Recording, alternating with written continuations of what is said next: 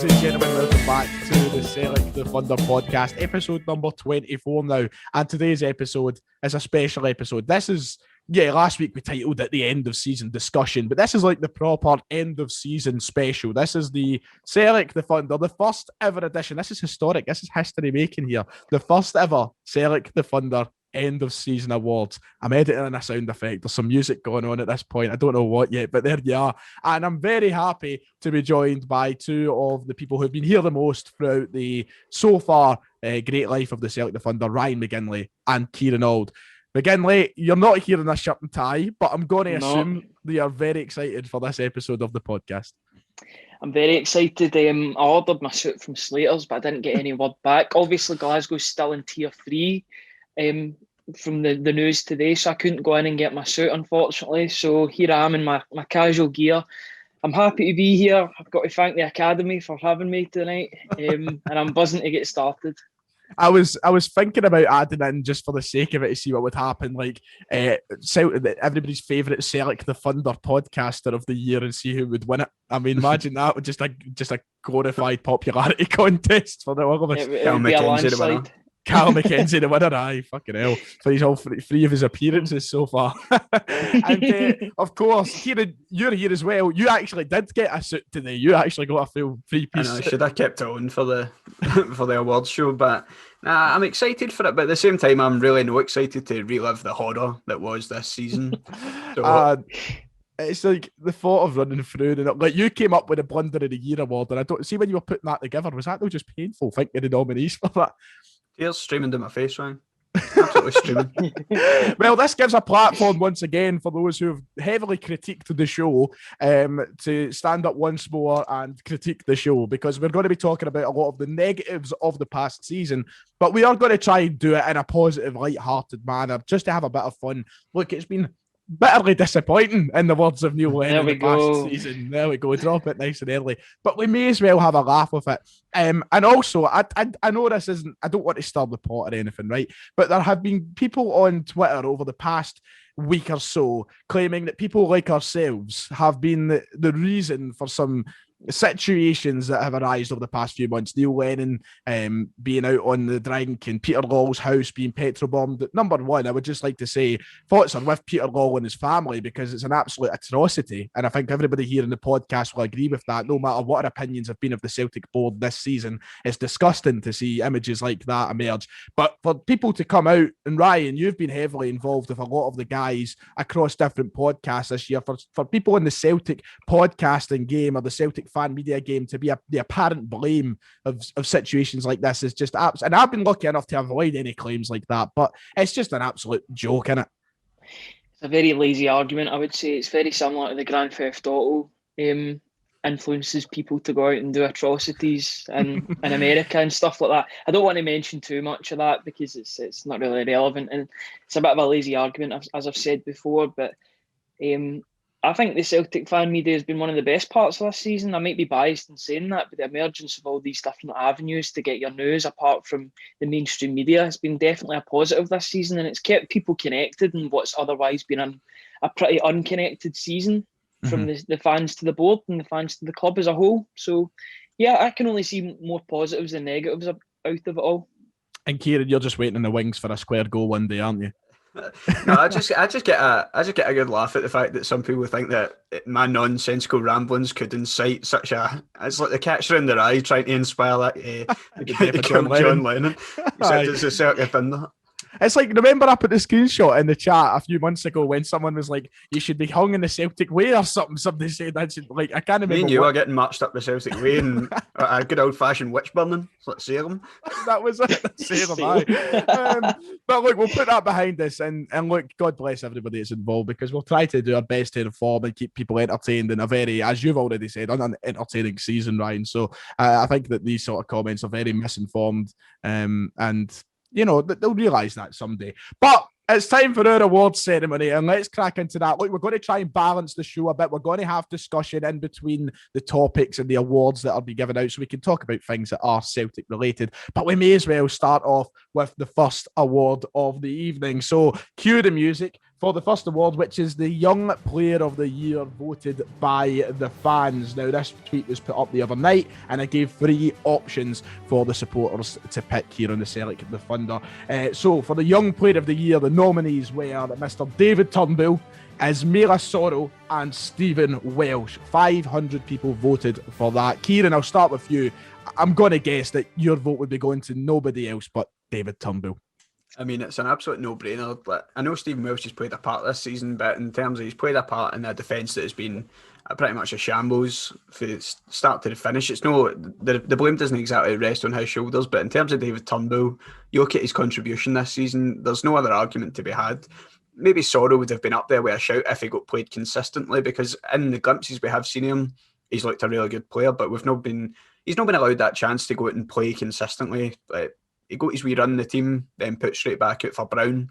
Was it the right thing to do? No, but that's just been Celtic all over the back this season. But in terms of David Turnbull, I don't think anybody could argue anything but him for Young Player of the Year anyway. There might be a different argument for Player of the Year later on, but in terms of Young Player of the Year, I don't think it's up for debate. And Ryan, everything that Kieran said, they are pretty nail on the head stuff. David Turnbull, he's got to be the winner. Yeah, by a landslide, I would say. I'd say he's up there for Player of the Year. Spoiler alert. But well, we've got 2 Player of the Year awards to run through, so just you keep yourself quiet. No, but I'd like to congratulate David Turnbull, Aston Villa's new attacking midfielder, on his award, his Young Player of the Year award. If rumours are to be believed. I'm only joking, but no, I know him and John McGinn, imagine that. But no, he's been an absolute revelation this season since he came in what was it, November, December time. He's running the team, and then he's been pretty much ever present ever since then. I know Sorrow's been in and out of the team, but Turnbull's been there from then till the end of the season. He's been absolutely brilliant. He's given us a wee bit of a dynamic feel to the team in terms of an attacking midfielder. He gives you more than Rogic. He would give you more than Christie. I think he was a bargain for what we paid for him as well. 3 million. I think we're going to, in a couple of years, recoup a lot more than that. Well, I can safely say it was by a landslide, and the Celtic the Thunder listeners have decided that our Young Player of the Year award will be handed to David Turnbull with 98% of the vote. So there you are, your first award of the evening, ladies and gents. We'll get it out the way. Well done to Mr. David Turnbull. Your certificate will be sent in the post, sir. Look, we've got a lot of awards to run through tonight. I'll give a brief rundown for people who have not been on the Twitter, don't know what's coming. So after the Young Player of the Year, which has just passed, we'll have Blunder of the Year on the park. We'll have the Worst Player of the Year award, Celtic TV Personality of the Year award, the PR Disaster of the Year, Fans Player of the Year voted by you, Lennon-ism of the Year, and finally we will have the panel's Player of the Year here at the Celtic the Thunder. Callum Craig has already came in off camera and said that Stevie Woods is his answer for all of the awards. So well done, Stevie. You've got some votes there. Let's get into our first discussion of today, and let's just wrap up the season. Let's have a quick discussion about the season being over. Last week we played Hibs, and let's not dwell on the game too much itself because it is old news, it's past. But Ryan, the season is now over. We can move on. It's a joyous feeling just knowing that we don't need to watch any more football from what has been a dire campaign. Thank God it is over at long last. Although I would say it feels like it's been over for about 4 or 5 months, and the last couple of games have been a complete procession ever since the league was mathematically certain. I'm so glad it's over. It's been disaster after disaster, and a season that promised so much at the start has ended in a whimper, really. Nothing, absolutely nothing. And the whimper. Yeah, the Celtic, the blunder this season's been full of them. You've heard that from the comment section, and I'm sure we'll have loads of comment section. It's a truly awful part of this year. That should have been its own category. We'll do that next season. I know, I forgot to give that. What was the one that was on last week's show again, Kieran? It was when you said, we should have an award for that. What was it? It was something truly awful, like the Sellik. I can't remember what it was. It was just the worst one. There's been some absolute shockers. I mean, you got the Sellik, the whimper, the Sellik, the blunder. They're definitely sitting there pissing themselves laughing. the Sellik, shouting away flat. Come look at this. I've just typed in this. I've got them there. But Ryan, no, you're right. You know, it is over. It has been a blunder. And I guess that's been the only real positive of this season. Yeah, absolutely. I would say the viewing figures for this have been the only positive this season, and the fact that we can use this as a sort of avenue to get this off our chest this season. But I would say the only positive now is that the season is over and we can look forward to a new season, which will be coming very, very quickly. If you look at the days until the Champions League qualifiers, it's getting scarily closer and closer, and we're no closer to finding out what's going to happen for next season in a lot of avenues. Yep, and we're going to come to that later in the show. We're going to be asking the whereabouts of Mr. Edward, Frank, John, Howe. We're going to try and get to the bottom of it. Kieran, in terms of this season, you've always been and we've been at the games together for now I take away this season, but 4 or 5 years, we've been going to the games together. We've had a season ticket beside each other, and you've always been the kind of level-headed fan. You've always been the one that's like, feet to the ground, let's not get carried away with ourselves, let's take it a game at a time. Whereas I was the fan that was always like, oh, we'll batter them, we're going to win the league this year and all the rest of it. Has this season been the wake-up call that a lot of fans needed in terms of where we are as a club and now the future of the competition in Scotland? I mean, I think it's probably brought a lot of people back down to earth about maybe this, like, where we were, because before that season, it still felt like we were going to, as you so finally put it in your videos at the start of the season, probably we all thought we were going to win the league this year. And people like that, you could call it overconfidence. I wasn't being arrogant about it, unlike some, but in terms of like, but we had reason to be like quietly confident about it, because we're just after the back of 9 titles in a row. For Rangers fans to try and turn around and say, oh, you were confident at the start of the season, well, of course we were, because look at what we've just came after the back of. Like, we're well within our rights to be confident. Fair enough, it might have verged on cockiness in some aspects, but in terms of the season that followed, I don't think many could have envisioned it happen. Just such a dramatic decline in standards, and that's just been it's been something that we've been able to excuse the past few years because we've gotten away with it. But so much has happened that, like, especially in terms of the regression in Europe over the past few years, we've always had this thing where we're okay with that as long as we go and win the 10. And it was always this like thing to paper over the cracks. But now that never happened, it's just everybody's came to realise, oh my God, what the state this club is in. And there's still a few people out there that try to claim that, oh, we're not in a state. And I had this argument on Twitter with people that are trying to say that we weren't running to the ground this season, which we really were, because look at the size of the rebuild we've got on our hands. Yep. To try and claim anything otherwise is just naive and foolish. And I won't have anybody tell me otherwise, because if people can say it's one bad season, but this one bad season is the culmination of a lot of problems that have been sort of put to one side and not really thought about for the past few years, and they've came home to roost this season. Yeah, I always put it this way, that this season, no matter if we won or lost, would be the end of an era for Celtic. There was going to be significant change. I mean, when I first said it, I was hoping it would be Brendan Rodgers maybe moving on after winning us and guiding us 10 in a row. It didn't come out like that, but it still is the end of an era. But now it's an end of an era that leaves a lot more bad than good for Celtic. And as you said, it's the culmination of a lot of things that went wrong. It would be incredibly naive to think that we're going to bounce back in style and with ease next year. It's just not going to happen. It's going to be really difficult. And if we do it, I'll be buzzing, of course. I'd love us to do it. I'd love us to go and win the league comfortably next year. I think everybody would, but I think if you're realistically looking at it, it's going to be really. It's just. I mean, we don't even know who our manager is yet, for God's sake. I know. I mean, we're kind of hoping we know who the manager is, but it's yet to be confirmed. Hopefully, we can get a bit more clarity over that in the next week or so, with the whole rumours about having to wait until the Bournemouth season is finished before we can find out if Eddie Howe can be announced or not. But I mean, we've really put our eggs in one basket here with Eddie Howe.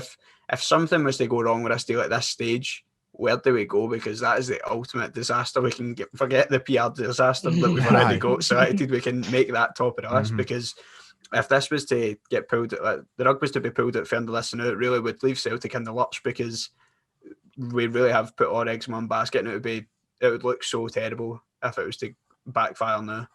But let's hope it doesn't. Let's hope it doesn't. And we'll come to that. It's going to be the next big discussion, but we may as well fire ourselves into the second award of the night. It is time for, and we just spoke about blunders, it's time for the Celtic Blunder of the Year on the Park. Now, this was incredibly hard to narrow down. To find just 4 to put in a Twitter poll was not easy, but we found a way to do it. So let's run through the nominees very quickly. So first off, we've got Near Beaton and his rugby tackle red card at Ibrox, which may or may not have cost us the game.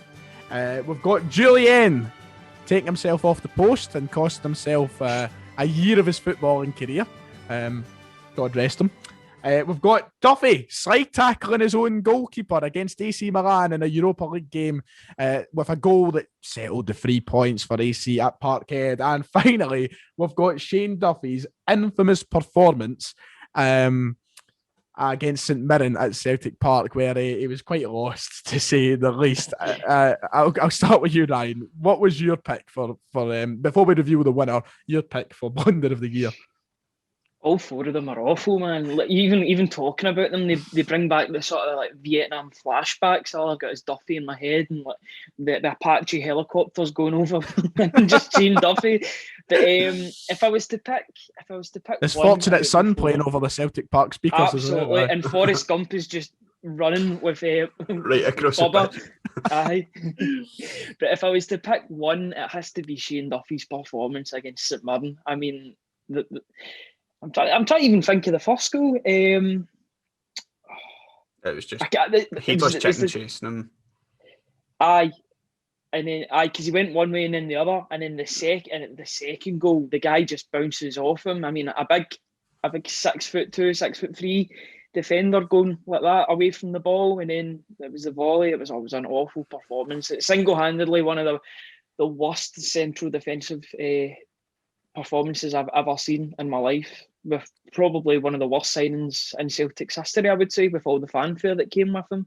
But all 4 are bad in their own right. But I think the fact that Shane Duffy has 2, it really shows how bad he was. He's like the Daniel Day-Lewis of this awards ceremony. He's like a multiple nominee.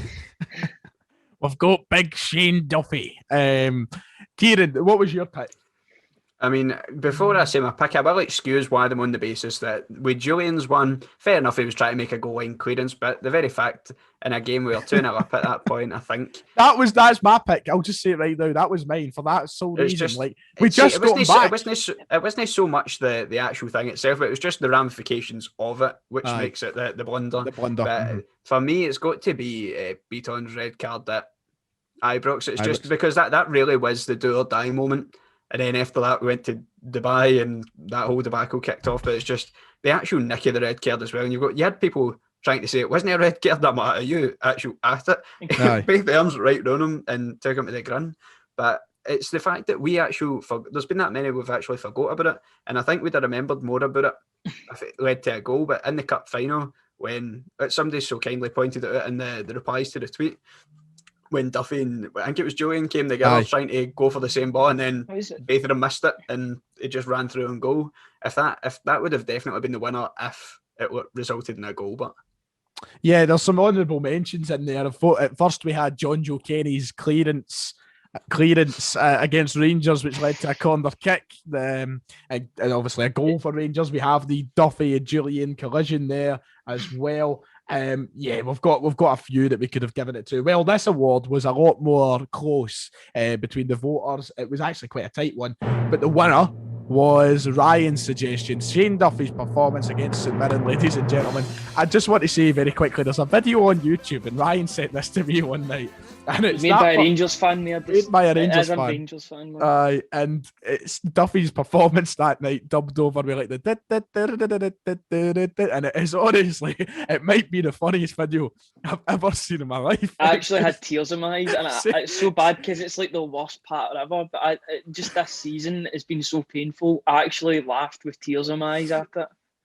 Oh my God, Shane Duffy's memories. I mean, we've seen Hibs and Brighton sign that partnership. Please. Is Shane Duffy going to end up at Hibs now? Deary me. Look, good award, funny, and it's good to look back at it with some light. Get well soon, Christopher Julian. We want you back. Eddie Howe, where are you? Ryan, you've been confident. You've been tweeting the cherry emojis on a constant basis on Twitter. Are you confident this is still a done deal? Do you think it's going to happen? Are you starting to worry a bit? This is going to hurt when this inevitably doesn't happen, isn't it? It's going to be so painful. Nah, I'm only joking. I mean, I think it will be done. I think it is done. I think he's still on gardening leave, and I think it's to do with his pay packet that's going to come out in the form of a bonus if Bournemouth do get promoted.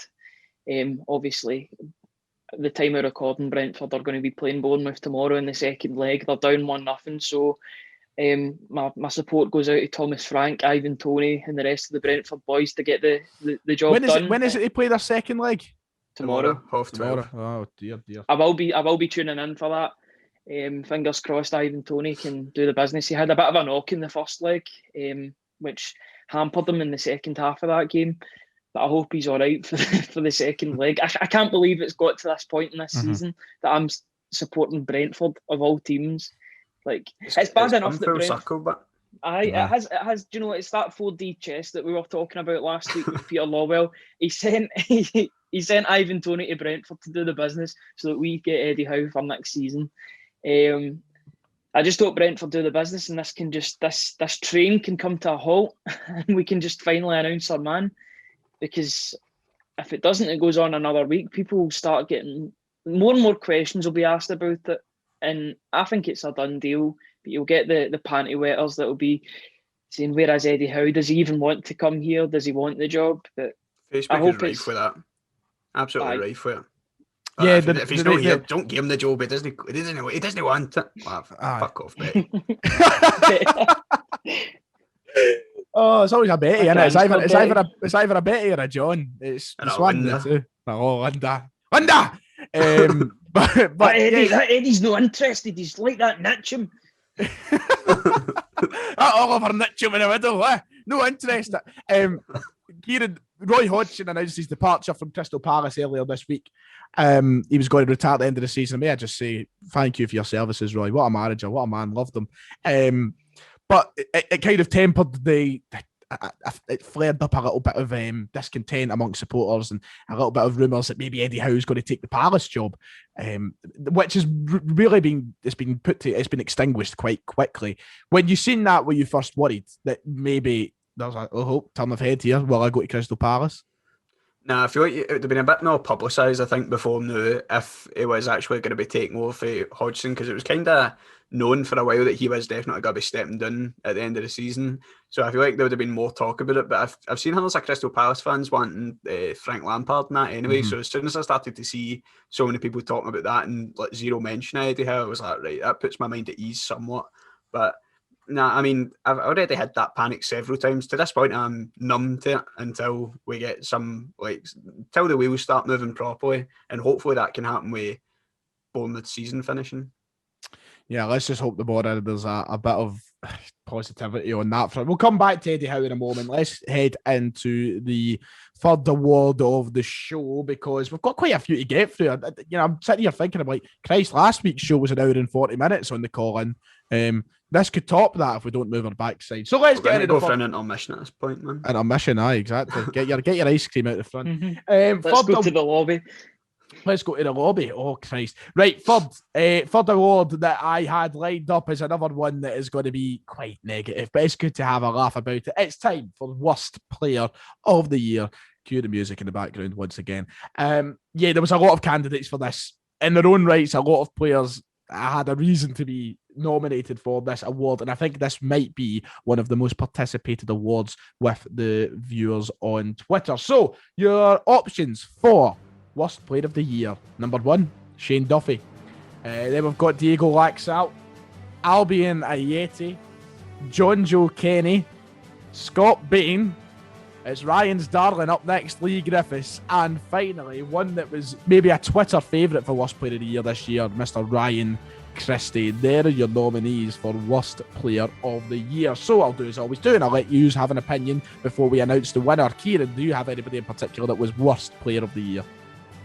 I mean, when you're reading out that list, you just think, I'm getting flashbacks to all the bad performances for every single one of them. Mm-hmm. And I hate to do the pile-on thing here with Shane Duffy, because I know the guy, in all seriousness, but if to anybody that thinks that might be a bit much now, I mean, we understand the guy did have a tough year.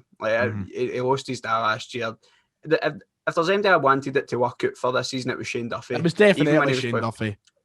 Even when he was playing bad, I was hoping that he would turn it round and he'd get a run the team and he'd prove himself. He would be the player that we thought we were getting. It hasn't worked out, and it's a shame for the guy, but you can't look past some of the performances that were put in this season because they were bad. You can't sugarcoat it. They were bad, to put it politely. But I'd probably go with him. But as reading out that list, you've got Ryan Christie with his million long shots, Laxalt, who has actually put in a couple of decent performances near the start of his time at Celtic, but him and Kenny just panic loan signings, which really didn't work out at all. And it has to be Duffy for me, but there's plenty of worthy candidates there. Yep, Ryan, is it Duffy for you as well? Because if I was to go ahead and give mine, and it would be, once again, I don't mean to pile on, but it would be Duffy for me. As much as I want to give a different answer to like make it more varied, I mean, it's so obvious it's Duffy, I think. I mean, the fanfare that came with him when he came in, we were like, oh, Duffy's in, we're going to win the 10. Everybody was like that. Like, you can't be like, you can't go and revise what you've said. Everybody was like that. He fit the bill. He was big. He was Irish. He's a Celtic fan.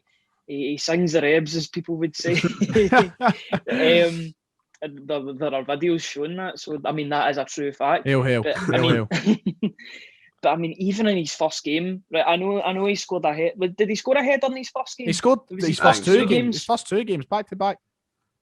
But I remember there was a chance that there was a contentious tackle he had in his first game where it was a last man challenge and the referee never gave a foul for it. But I remember looking back on it, I was like, that could be a red card. And I mean, the ominous, you're like, the seeds of doubt were planted for me in that moment. I mean, we knew about his pace or his lack of pace in the team, but we thought maybe his defensive positioning would get him out of trouble. That didn't prove to be the case at all.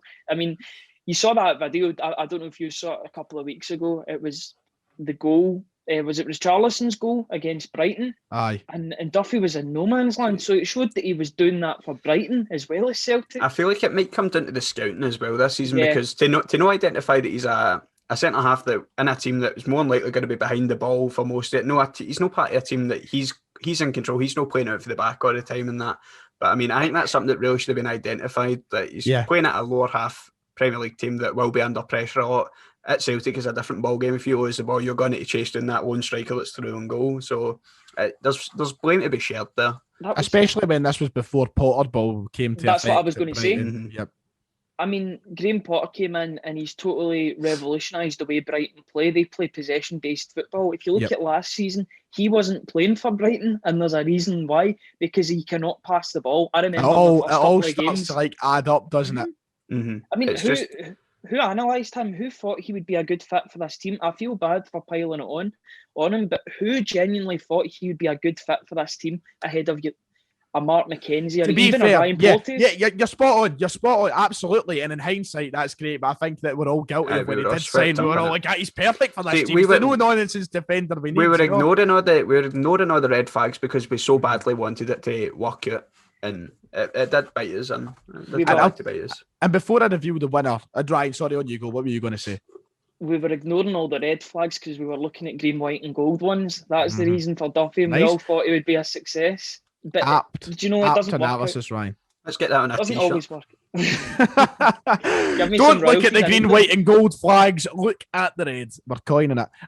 Look, before we reveal the winner of this award, I'd also like to quickly mention about Shane Duffy. At least he looked as though he cared this season when he did play bad.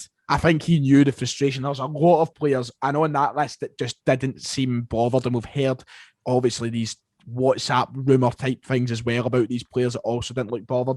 I think it really hit Shane Duffy that he didn't perform at Celtic. This was a dream for him, and it just never came to fruition. I think he knows that. So fair play to Shane Duffy. He knows he wasn't good enough, and he'll use that as motivation, I hope, to try and get back to his best. Yep, absolutely. And I wish him the best for the rest of his career as well.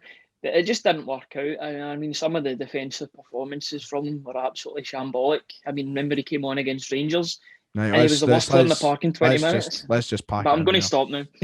Let's just pack it in there. I don't want to think about it anymore. Right, your winner with 72% of the vote is Mr. Shane Duffy. So, well done, Shane. 2 awards for you in one night, buddy. Oh, brilliant. Look, I'm going to jump to the next award rather quickly before we come back to Eddie Howe.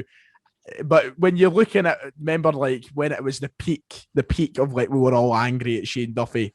We were talking about like this could arguably be the worst Celtic player we've ever seen. It's a shame that he is going to maybe land in that conversation. I know it's not so as I said, but everybody wanted it to work out so badly. Whether that was down to the fact we were also buzzing about it and we didn't look like arseholes, but at the same time, as you said, he did look like he cared. Like when he played badly, you could see it affected him. So for that reason, you kind of can't. Like for a lot of people this season, they've just looked really like absent is the best way to put it. Like they've not really been gone through the motions sort of thing. But with him, like even if he wasn't up to the standard, he was still showing that he cared.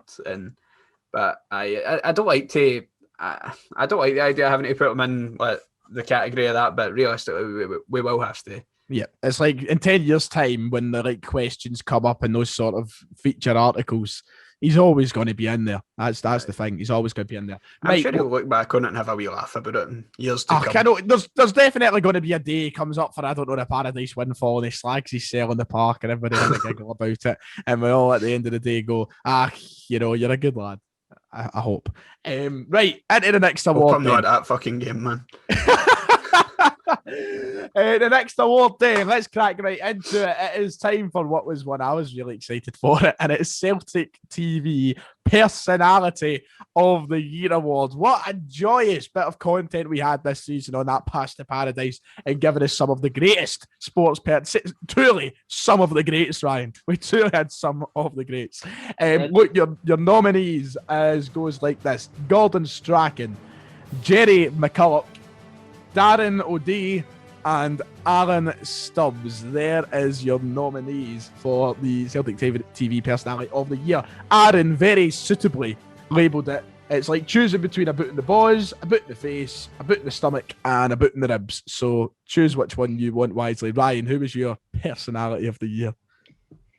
I think there is a standout winner in this category. I think Gordon Strachan has to be the winner of this category because he is superior to everyone in terms of life, in terms of the football media. He is on a higher panel than the rest of us. We know nothing next to Gordon Strachan when he talks. When he talks, he has the right answer for everything. And anyone that's on Twitter or Facebook or any sort of social media has no opinion on anything. We're not allowed to voice our opinion because we don't have the relevant qualifications or criteria to criticise the team. He's a total Lowell kiss arse, and he wins the award for me. He's one of those guys. If you've not played the game, you know nothing about it, and he's done a grand job at expressing that on Celtic TV this season. Kieran looks like he's having like connection issues up in that top left hand corner. He's scrambling away in the chat. Can you hear me, Kieran? I can't hear us. His connection is unstable. Gordon Strachan has silenced him. Gordon Strachan's got a hold of this. He's like, hey, fuck up. So, Kieran, now that you've been unsilenced by Gordon Strachan, who would be your selection for Personality of the Year? I mean, I gave it quite stinking to Gordon Strachan on this podcast. So did Ryan, obviously, about the way he was treating the fans as idiots. And as Ryan's rightfully said, he seems to think that if you've not played football, you've not got a valid opinion. But, I mean, I probably will need to go with him, to be honest. But see, just thinking about how the commentary and all that, I didn't think it could ever get worse than, it's in the back of the net. But then we had Jerry McCulloch in every single game. So, in the words of Ian Crocker, they always seem to do it. They find a way, Celtic, don't they, to just make things worse. When you don't think it can get worse, they'll find a way. They'll do it somehow. Gordon Strachan for me had to be the vote. As much as he's been that kind of character on the Celtic TV that we've all loved to hate, he's also provided me with a couple of chuckles this year. So there's a positive to Strachan winning it as well. Look at McGinley's face. Do you not find him funny, no? I think people that find him funny are the same people that find Sarah Millican funny. Not for me. Not for me. Poor Sarah. I am going to announce that the winner is with 57% of the vote of 500 votes. It's Mr. Gordon Strachan. Well done, Gordon. And let's not forget that period of time where he looked shipwrecked Gordon Strachan. That was peak. That was peak Gordon Strachan. That Took out the Danny Lennon handbook. They two together stranded. It's like Lord of the Flies with they two. Who's Piggy? Right, okay. The Eddie Howe. Let's wrap up the Eddie Howe discussion. God almighty, I'm just thinking about Lord of the Flies now. And yeah, Wolves today announced that Nuno Espirito Santo will be leaving the club. That's his name, isn't it? Nuno Espirito Santo? Is that I was ready to start blessing myself. And then, Nombre Padre. And I know Espirito Santo, I mean. So McGinley, he's leaving Wolves, and it's happening again. People are piping up saying, "Oh, that's it, Eddie Howe, I'll take him." Do you think they'll go down the Portuguese route and leave Eddie Howe to come up to Celtic anyway? That's what I hope so. Anyway, I know they were in contact with one of Benfica's former managers. The name escapes me, but I'm not. But I know that he used to manage Benfica and he's Portuguese, so he kind of fits the bill for the Wolves managers recently.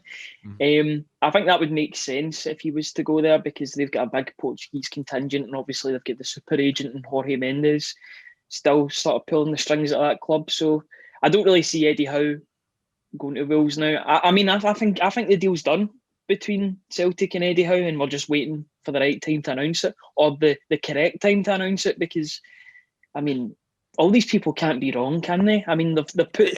It's like, I find it pretty hard to convince me now that, I don't want to jinx anything, but to say that Eddie Howe won't be happening, you'd surely, and we spoke about this when it was just us two in the last show we were on together, like, surely one of these journalists would come out with one of these dramatic headlines, Eddie Howe in shock U-turn as Wolves' job comes. You know, you'd expect something by now. I mean, it doesn't last 80 odd days without that. Kieran, you look like you've got to be... So it's just what you're saying. That was the second we end this Zoom call, man. If I go into Twitter and I see that very headline, I'm still checking Twitter every minute just in case something happens. We can have a live update, but nothing yet. I don't want. I've kept teasing this live special when Eddie Howe is announced. I'm like, fuck me, I'll be doing it in 10 years' time at this fucking rate. I don't know if you've seen the edited picture of Eddie Howe with wrinkles and that. Sky Sports News, when it'll be done, he's got wrinkles. He looks a wee bit like Chris Tarrant. Oh, Jesus. God almighty, that's insulting. Unfortunate looking guy. Poor Chris, that sounded harsh to him. Yeah, Kieran, obviously we've already touched on all of that. I mean, are we still on the mindset that, I mean, you've looked at the season Wolves have had, and you're kind of just hoping that he looks and goes, I know that's a cheek saying that after the season we've had, but like we have that taste of maybe European football there for him, which he doesn't have at Wolves. It's also just a bigger club in general. You're thinking to yourself, surely that the common sense would send him this direction. Do you ever worry that maybe the financial side of things drives him to a club like Wolves? I don't know, because he will get financial backing if he was to go to a club like Wolves, but I just don't know. I think he'd be expected to keep up with the new ethos that they've built in about getting all the sticking with the Portuguese sort of, as Ryan said, the contingent yet, because I feel like they're going to get somebody that will keep that up, because they're not going to put that many seasons into going with that strategy and then just do a complete U-turn and start letting Eddie Howe picking players up for the Championship and League One again. That's not the way it's going to work. So I don't know if it's obviously it is a possibility, but as you said, surely you'd like to think that we're too far down the river now to start to think about going back, that it's surely got to be done or very near, and it is just a case of waiting for the whole Bournemouth thing to tie itself up. Right, enough Eddie Howe talk for today, because we're going to have plenty of time to do that in the next show. Let's rapid fire our way through the last few awards. We'll also have a bit of talk on the transfer front of things, as a few stories have broke in the media about Celtic relating to players overseas, which Ryan quickly wants to try and rubbish. So we'll get to that at some point. But we'll go through the next few awards. Until then, and up next, it's PR Disaster of the Year, and a year full of PR disasters for Celtic Football Club. And as Kieran's already mentioned, Eddie Howe not coming to Celtic could very well be the winner of this if it doesn't happen. So it's not quite done yet, but we'll go through it anyway. And the nominees for PR Disaster of the Year are the Dahua. Is that how you say it? Dahua. Dahu, don't pronounce the A. Oh, do you not pronounce the A? The Dahu sponsorship, of course, the surveillance company, which has quite a dark background if you look into it. The BPO collectors sponsorship, of course, the UK's #1 debt collectors, that goes against all the sort of the sort of history of Celtic Football Club. The removal of the Palestinian flags before Scott Brown's final game at Celtic Park, and finally the Dubai fiasco, which was like, honestly, that seemed like the scale of a genuine, like a Watergate scandal when it happened. That seemed massive. It was everywhere. I opted, and I'll start us off for this one, I opted for the removal of the Palestinian flags. That was my vote for the PR disaster of the year. I just feel it came at a time where, of course, we're towards the end of the season. We're trying to be positive. Eddie Howe, we're all talking about him. We just want to try and smile about things. They could have done it in a way, in a fashion that wouldn't have resulted in the outburst of what we've seen. But it went up, and I've spoke on it. I've made a whole video on it. It just kind of highlighted for me the broken relationship between the Celtic supporters and the Celtic board. So I went for the removal of the Palestinian flags. Kieran? I don't know. I mean, the Palestinian flag incident really was a signal to me. I thought it was pretty so out of touch. But I mean, if you go about with the ramifications in terms of on the park football, I'm going to say the Dubai debacle, because just we were already under a spotlight, and to then just give everybody in the country, the media, the government, more ammunition to rightfully give them they were rightful, they're in the right, to condemn us for going to Dubai, because everybody could have seen that it was just a disaster waiting to happen. And in a season like this, anything that could go wrong did go wrong. So it was pretty, I mean, sorry to say it in hindsight, but going into that before it, I was just like, this is just a disaster waiting to happen, especially with the cases across the world were pretty bad back in December time, start of January. And I think to actually go there after getting beat off Rangers as well, and then go and come back with positive cases, and it was just everything was just gone wrong with it. And then Lennon coming back in that press conference after that was nuts.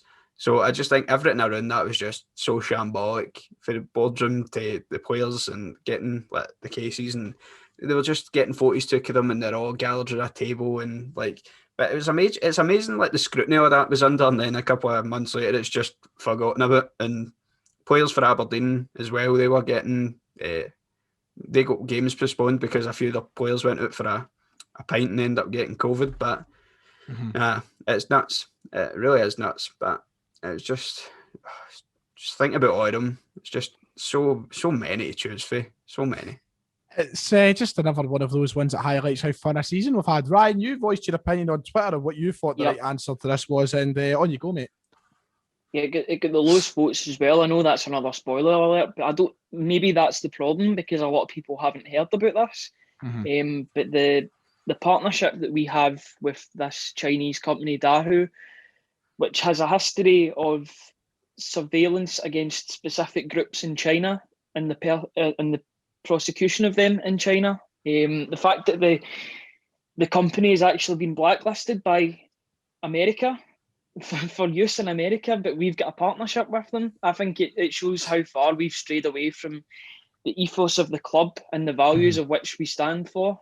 I know there was a good article done by one of our fellow college students on it, that went into more detail about it. But the fact Frankie. Frankie, I can't remember his second name. Bonfantini. He's in my class. It's the one. Nice shout out to you, Frankie.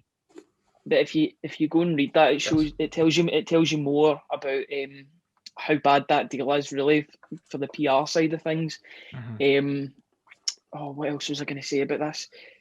There was something I was going to say, and it's completely went out of my head. But yeah, it's a you wanted disgrace. This to be your stage as well. I did, yeah, and I pure thought about it before, and I feel like I'm blabbering on about it, but it really is a really bad look for the club. The fact that I've got it now, the fact that you've not heard anything else about this partnership apart from the main announcement is the fact that Celtic are kind of trying to hide it, I think, which makes it look even worse, because you can only find one tweet about it, and it was back in September, and I've not mentioned anything. Barkas holding the shirt up. I know. Poor Barkas for that. But yeah, I mean, a lot of people don't really know about it, but I feel like it should be more common knowledge that Celtic are in a partnership with this sort of this sort of company, and it doesn't look good for the club. I know it's a bit of a niche choice, but it just does not look good for the club with the background that this company have with certain groups in China. Right, well, your winner of this, by quite a margin, in fact, out of the 510 votes, is the Dubai Fiasco. Well done to you, Noel. That was your shout there. With 68.7%. Madness what that trip was actually like at the time. When you think back to just everything that happened was unbelievable. But Dubai wins. There's your PR disaster of the year, Sellik. Well done. You'll be happy with Did you hear how much it cost? Was it no? What was it again? I remember it was like £250,000 or something. £500,000. £500,000. Jesus, Johnny, God Almighty. That's. Do you know what that is? That's 10 Glen Camaras. That. It's the fact we got told the fans got told about the Green Brigade fines could have bought a player. That could have bought a player gone to Dubai. So aye, exactly. And it cost us the league as well with the points that we dropped as well. I know the league was basically done at that point, but we still lost points in 2 games. We threw away any sort of chance that we had. Any sort of chance was gone after that. I think the ramifications for it really does seal it as the winner. Like in terms of the footballing thing, obviously morally the other ones probably outweigh it, but and you go down. The fact that we use this excuse, this is the problem. We've been getting away with it in years before. We're like, oh, if we go to Dubai, it'll fix everything. And that the fact that we still went, even though we were X amount of points behind, it shows that we're relying on things like that to get us through the season. We're relying on chance. I mean, what is a warm weather holiday going to do? And that's another thing you could say. Julian still went on that holiday despite being out for 9 months injured, got COVID, and then spread it around the team. That's the real kicker, but like he's it was him catching COVID that then gave it to everybody else. Aye, like, why was he there? If it wasn't him, it would have been somebody else anyway. You know, that's the excuse. Absolutely mental. But you know, we'll come on to talking about another bit of the Dubai aftermath when we get to Lennon-ism of the year, because there's a big one in there. So let's move on to the next award, which is one with the fans as well. It is the Fans Player of the Year award. Now, I'm not going to go around and ask your opinions because we are going to sit down and have our panel, our final Select the Thunder Player of the Year award sort of thing at the end of the show. So I gave the options, and I thought the 4 best options to the Celtic supporters that listen to the podcast on who they think their player of the year should be. And the nominations were as follows: Christopher Ayer, David Turnbull, Odson Edward, and Mohamed El Yunusi. That was your 4 options. And with 53.3 of the 700 votes, your winner of the listeners' Celtic the Thunder Player of the Year was the same as the Young Player of the Year, ladies and gents. It's David Turnbull. So David Turnbull there is your Player of the Year. Well done for your vote. Very nice. Congratulations, David. Another certificate will be sent to you in the post. And it's nice to be positive. And before we start to be more positive, we need to just bring it back down to earth a little and be negative. We've got to be negative. And it's time for the big one, the one that was suggested by so many people. You've been waiting for this. It is the Lennon-ism of the Year award. There has been so many Neil Lennon moments. Ryan, did you just enjoy listening to the man himself, the prophet Isaiah Neil Lennon throughout the season? Oh, it was a joy. Do you know, he had that sort of effect that he would bring you towards the mute button every time he spoke, because you thought, what sort of disaster is he going to come out with next before he was talking? Because a lot of the stuff he was saying across the season was complete nonsense, and it actually outweighed some of the good points that he was making at points in the season, because the nonsense would overtake the good points, and it would look really inconsistent with what he was saying. No, he had a bit of a nightmare this season. I don't think he could handle the situation that we were in terms of COVID and that, and it showed in terms of a media standpoint. Yeah, it was really the end of the line for Neil Lennon, even way back in August, and we waited so long. Kieran, Neil Lennon, you were very critical of throughout the season, as were we all, just to be clear. But these moments, these kind of outbursts in the media were a real highlight in why he was not fit for purpose in the Celtic job. It's just complete unprofessionalism at the highest order at some points. I mean, sometimes you like people to be a bit like candid and just go out and say what you think, because sometimes it's refreshing, but when it's constant, it's just you're hearing the same things week in, week out, and that's the whole point of this, because it's just there's so many things that are a staple in Neil Lennon press conference this season, that you could just identify straight away. And I'm pretty sure a lot of people listening already be having the wheels turning and thinking what the nominations are going to be, because you can actually think of what they're going to be already. So I think you're probably better to take it away, Ryan. Take it away. Thank you very much. I'm more than happy to do that. Right, so the 4 options that I gave were for Lennon-ism of the year, play the music. The unmitigated disaster quote that was thrown out by Neil Lennon. This isn't an unmitigated disaster that people are trying to make out. I believe he said that just before we were beating off Ross County.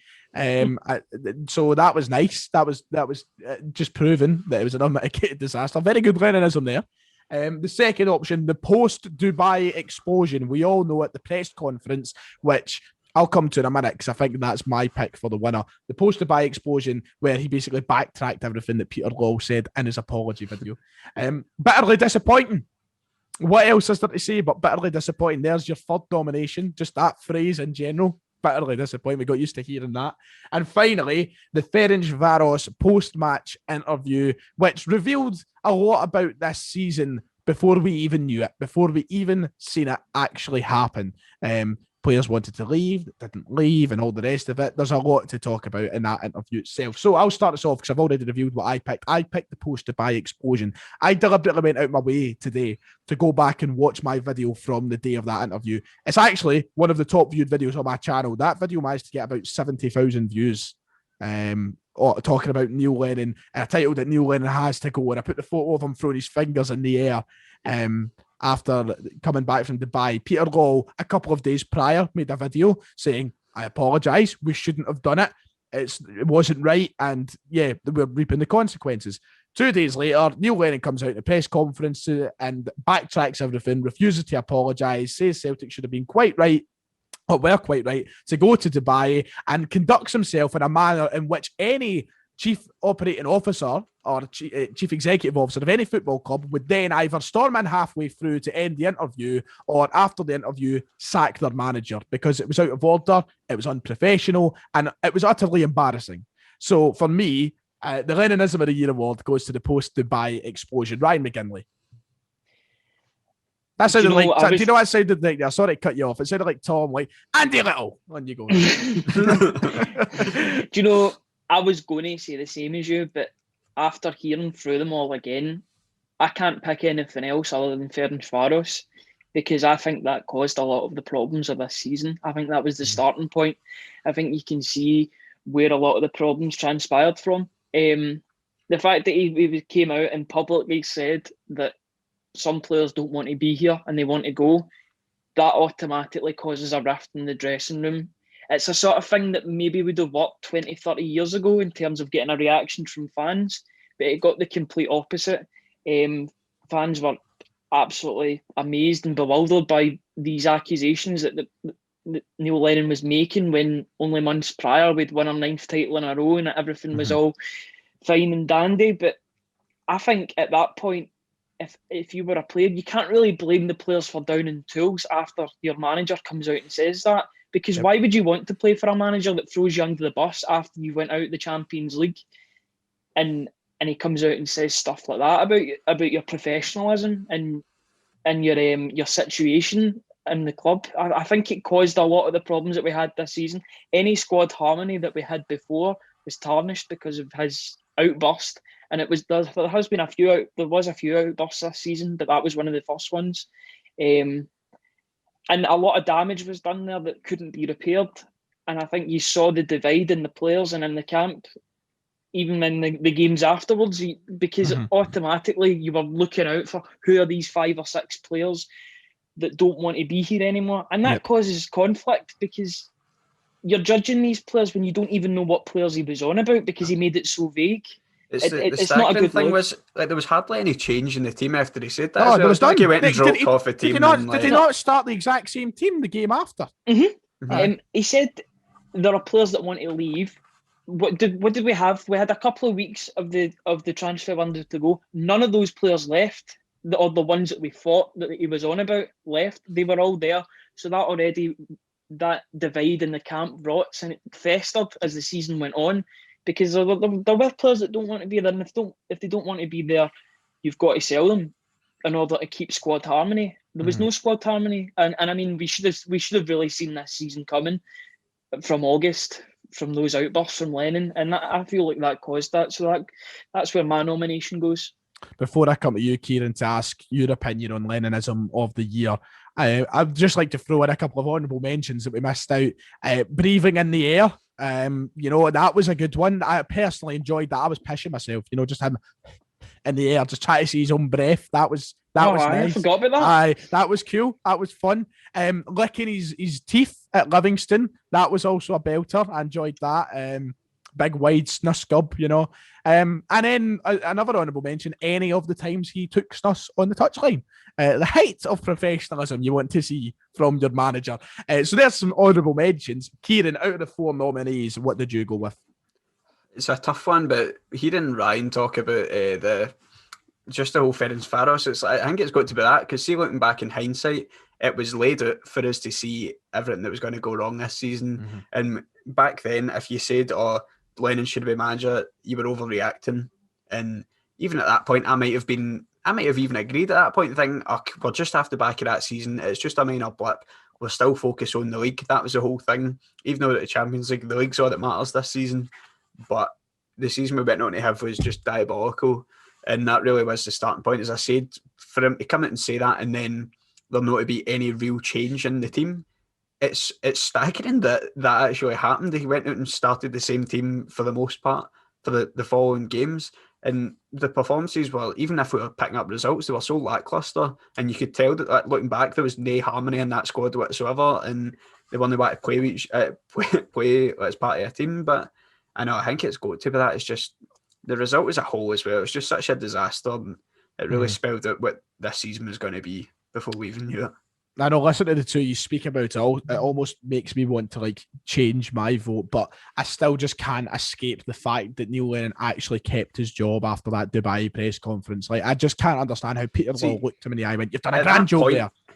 At that point, it really was upon Peter Lawwell and the board to say, right, come on, Lennon, as much we knew he wasn't going to leave. We said that for months on this podcast, and then he resigned, but as much as yet again, I think it was just too little too late at that point. But as you said back then, how he managed to keep his job after that press conference, because I've not seen it in months as well. This is just the brief memories I've got it. But if I went back to watch it again, I'm pretty sure my jaw would drop. I'm telling you, there's a reason that video's almost got 60,000 views. There's a reason for that, because it was jaw dropping stuff. The one thing I would say, he does make a couple of valid points, and this is the problem with Neil Lennon this season.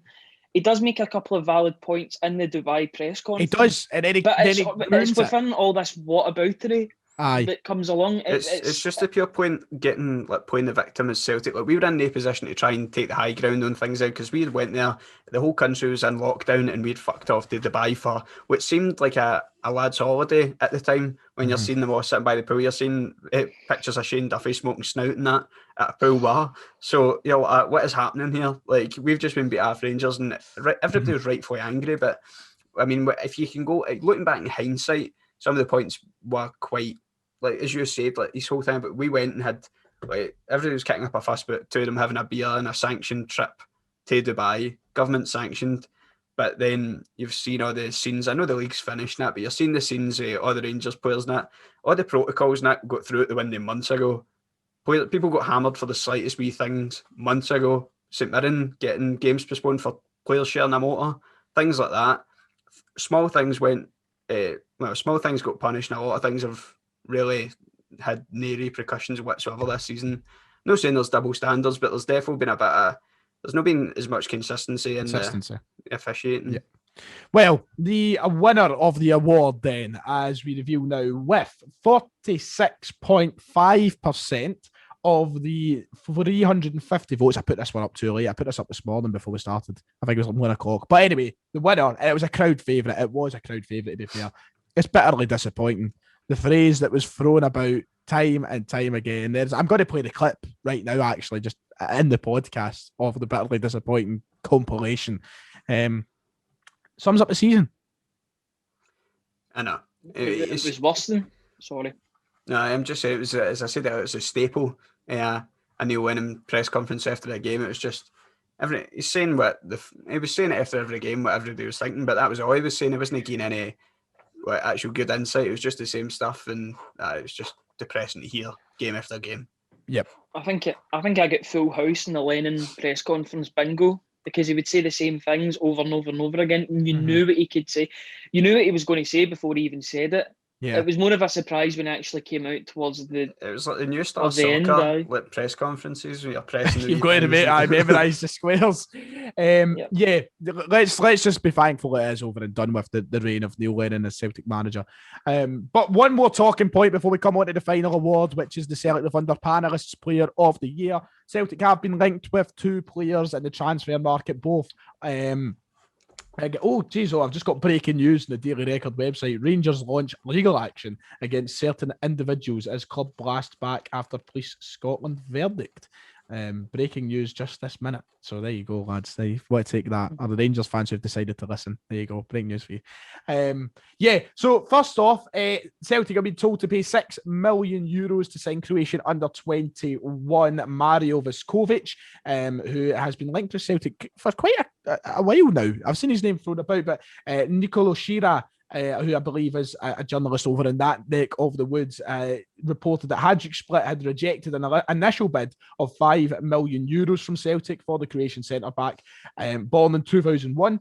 Torino and Napoli are also interested in the player. And then also second, Celtic have been linked with Aaron Bupenza of Hatayspor in the Turkish Premier League, who has scored 22 goals this season as the side finished, I believe, in the top 6. He's also being looked at by a number of sides. Ryan, you just wanted to say before we came on there that you believe that, especially maybe the Bupenza deal, is a lot of rubbish. Yeah, it just sounds as if agents are trying to put their clients out for a move. They'll whip up these stories. I mean, if they are legitimate, who is sanctioning these deals? Because we don't have a head of recruitment, and we don't have a director of football, and we don't even have a manager. I'm sorry to cut you off, but we're talking apparently they claim key point. They claim Celtic have bidded €6.5 million for this player that's been knocked back. Who's there? Who's submitting a 6? Right, we've got to think that is a big investment. That is our second most expensive signing of all time. In fact, if we made that would be our second most expensive signing ever. And we've not even got a manager to do that. So I just can't believe it, to be honest. Nick Hammond, one last dance. I'm going to Photoshop that after the show. That's going to be the thumbnail. Him standing in his suit. One last dance, Nick Hammond. But yeah, right, it doesn't really make sense, does it? No, not at all. I think it's just transfer news for the sake of transfer news. I don't see. You even see with the headlines, they actually put it in brackets, knocked back, as if the Scottish publications don't really believe what these other publications are saying. Yep. I remember last season we were linked with a sort of similar striker, Ekuban, from Trabzonspor, and nothing really came of that. In fact, we rubbished those claims and said they were not true. So it probably is more agent work, or maybe even the clubs coming out with rumours like that to get the sort of transfer rumours going, or the transfer wheel going, set it in motion so that they can get a profit on their player. But I don't really see I don't see us shopping in that market, to be honest. I thought we'd be more linked with Championship players, League One players, and players that are in our league as well, because they're easier to acquire due to Brexit. In terms of visas. So I think it's a bit of a non-story. Kieran, in terms of the player themselves, is maybe untrue as it may be. I think I would be inclined to believe the Mario Vuskovic rumours more than the Bupenza rumours. But in terms of the players themselves, if they are true, I must admit, I think it's decent enough targets. You're looking at a boy here, Vuskovic, who's been linked with moves to the likes of Torino and Napoli, so obviously has a bit of talent there. They are scouting him actively at the moment, apparently. And Aaron Bupenza, who's scored 22 goals in the Turkish Super League. If you're looking for someone who knows how to score goals, there's one. And it's not a bio situation where you're signing someone who's scoring goals in Slovakia. The Turkish Super League is a league with a bit of quality there. So even if it's not them, are they the kind of names that you're happy to see linked to, even though we don't know much about them? I'd agree with Ryan. I'd imagine they're probably non-starters, these rumours that are going about. I think it's just paper talk and they're just linking us with anybody. But I mean, if it is the calibre of player, Because I mean, it's very similar to the Simunovic sort of deal. I know like he's not got a club in that now, but I mean, like signing him young for a Croatian side, like Croatia have got some decent players. Obviously, Rangers have shopped in that market as well for Barisic and Katic, and largely worked out. So I mean, I'm going to be opposed to the idea. Obviously, I'm not going to sit here and wax lyrical about a guy I know nothing about. But I mean, you just need to, as you say, but who's possibly putting in these transfers offers and that right now, because nothing seems to be in place. So it just doesn't make any sense whatsoever. But I don't know if that's like, it seems very Celtic in the past few seasons to show up in these sort of markets. I don't know if this is the route Eddie Howe would take if he was to come in, if he would mainly stick to what people he knows in England, perhaps. But I don't know. We just need to wait and see. I'm excited to just see the actual rumours when a manager comes in. That's when I'll get excited and talk about them a bit more.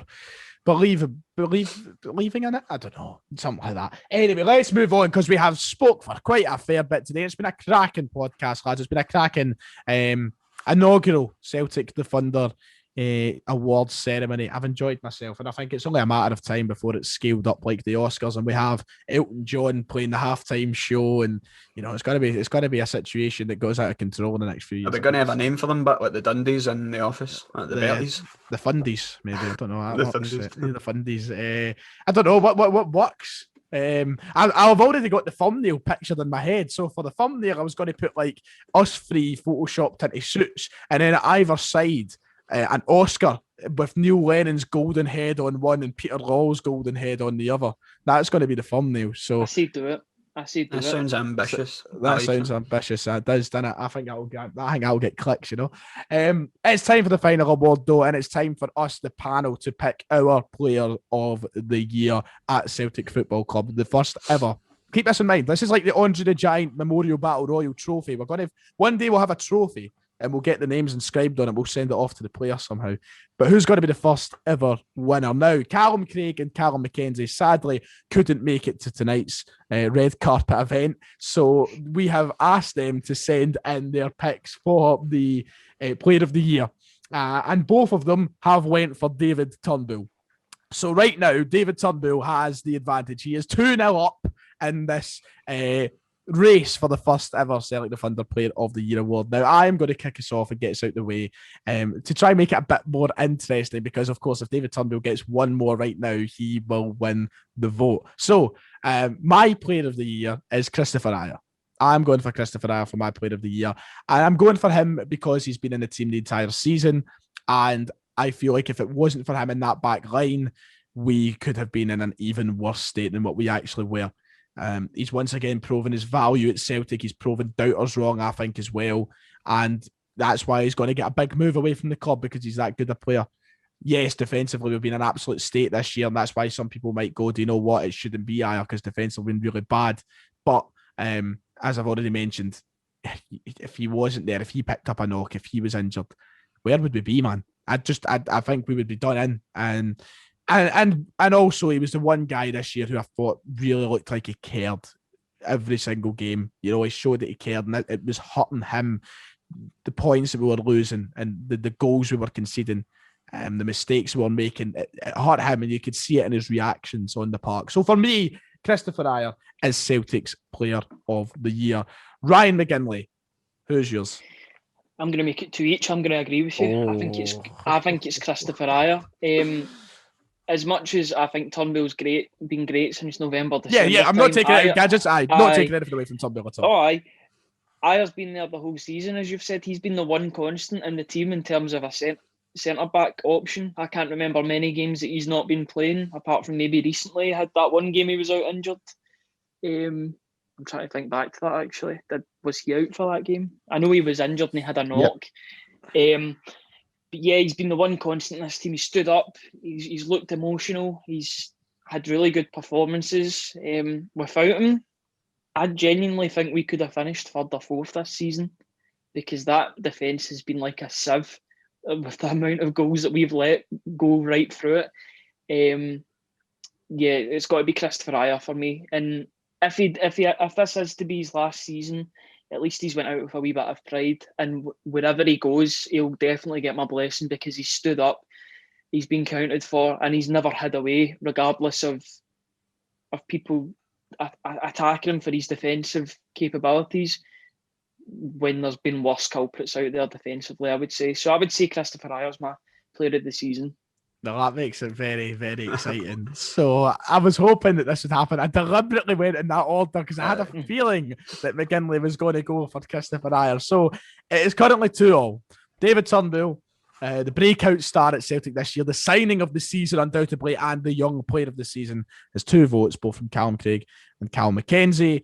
The two, that's quite poetic, isn't it? The 2 Callums, the 2 Ryans, and Christopher Ayer, of course. Our centre half has 2 votes as well. So, Kieran, your chance now to determine who will be the first ever winner of this award. I'll try and talk through my thought process here. Yes, you know what you're doing. You know what you're trying to drag it out here. This isn't going to deadlock like in the X Factor. Imagine that sentence like suddenly I'm like, phone in, give us money, thank you. Everybody just runs into the living room, Master Monda. Who do you think it should be when we come back with the answers? Right, so with Christopher Ayer, it's somebody that, as you said, he's been there all season. He's been one of the players that I think can actually hold their hand up and say that they've tried this season, and it's hard to come by in that team because it's been pretty shocking effort levels for a lot of players this season. But I mean, he's one of the players that if he stayed, you would like to think he would be captain, but realistically, we know he's not going to stay at Celtic because the guy he's a level above. But I mean, the only thing that maybe maybe a month ago I'd have been no doubt in my mind it would have been Ayer, but it's just the thing is, like, a couple of his performances in the old firms have been a wee bit, I don't know, the last couple have just been a bit, I don't know the word to use, but he's just not been his usual self. He's just up against Morelos. Morelos has actually been bullying him a bit, and when he flinched and ducked at the way for that goal in the 4-1 game, I was like, Jesus Christ, what are you doing? And then when you look on the other hand with David Turnbull, as you said, he never came into the team until December, but the impact he had on the team was, like, him and Sorrell coming in together, they both looked like they changed that team around. Obviously, it didn't work out for us, but at the time, you're like, the impact it had. All you need to do is look at his goals and his assists this season and the time that he's actually been in the squad. But I don't know. In terms of, I think I'm going to need to go with Ayer. Just for the fact he's been there all season, he can stand there and be counted. Even if there has been a few bad performances, it's still a lot better than the rest of the squad. And as you said, it takes nothing away from Turnbull. It really was neck and neck with it too. Brilliant. So that's what I was wanting to hear. I was just determined to have like the player, the listeners' player of the year and the panel's player of the year to be different. I'm very happy with that. Christopher Ayer, then there's your winner. And look, I think it's a very valid point, Ryan, that Kieran makes. He can stand to be counted, and what you said, he walks away with a bit of pride, knowing that he gave it his all. Yeah, absolutely. He never had. I know he kind of flinched for that goal from Morelos, but I do see some sympathy for him because he kind of tries to go side on and try and get. But I mean, the season was over by that point. Wherever he goes next, I wish him well. I mean, I would love him to be captain. I know some people say he's not captain quality, but he's miles more of a captain than McGregor will ever be, and he looks like he'll be the shoe in to be captain. Claim there, bold claim, aye. Let's be honest, he's not a captain, and it will. Do you know what this is like? Do you know what this is reminding me of? The captain situation right now, when United lost all of their captains, and it was like passed from like Antonio Valencia, Wayne Rooney, Ashley Young, and they were all great players, but none of them were captains. And now it's took them about, I think, since Neville and Giggs and all these guys retired, it took them a good while to find a captain now in Harry Maguire. So, and even at that, is he the same standard as those guys as well? There's a question there. So it reminds me of that in a sense. Are we going to be bouncing about from captain to captain? Big question mark over that. The thing I've always said is I think Eddie Howe will bring in his own captain to sort of implement Eddie Howe's ideas onto the team. If that is to be Steve Cook, then so be it. I'll get behind any player Eddie Howe wants for the club, because then I know that the club are doing the right thing by getting him the players that the manager wants, rather than thrust players on him that he doesn't necessarily know or want. And let's hope that one of the players that he wants is Christopher Ayer. Let's just hope that's the case, and maybe there's a case great. for convincing him to stay. Right, lads, we've spoke for a good bit. I feel like it's time to now wrap up the show. We're going to patch the Twitter questions because it really is futile to go through them at this point. We've covered quite a fair chunk in this inaugural edition of the Celtic the Thunder End of Season Awards. Any final thoughts, though, before we go, Kieran? I mean, we've counted down the weeks now until the end of the season. We're finally free of the season that we've just had, which is an absolute shambles from start to finish. Hopefully we can put what has been a really negative season behind us and hopefully look forward to the future with a bit of optimism, and hopefully that can start with a managerial announcement in the coming week or so, because that would really give the fans the lift that they need, and especially the fact that the season ticket renewals will be out very soon, so the board will know what they're doing with that. But hopefully we've got a bit more positivity to talk about over the summer going into the new season. But absolutely, probably ask as well if people have got ideas what to actually do podcasts on over the summer, because well, we've already, I was going to end off the kind of show with. I was going to say, don't think we're going anywhere, because we will be here for the summer. Just because the season's over doesn't mean the podcast is. Now, we're going to, I think we've all discussed behind the scenes the idea of live phone-ins, because the phone-ins have been a great success. The first two pre-recorded have been great, and we feel like there is a way we can implement that live and make it more engaging and more involved with the wider audience that's there on the channel. So there'll definitely be maybe some of those to stand in as podcasts.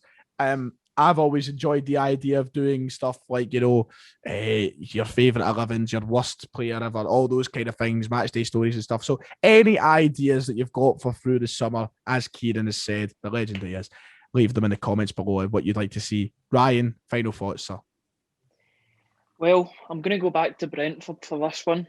It's a wee bit of a message to Brentford. Hopefully, obviously Brentford are known as the Bees. Hopefully we're buzzing about them tomorrow lunchtime, and we're buzzing about a managerial. I don't care. Do you know what? It's been. You've fucking ruined it. You've ruined a good show. Cancel the podcast. I don't even. No. Do you know what? I don't even care anymore, because I've not enjoyed this season at all. I'm just looking for some positivity, and I will be buzzing.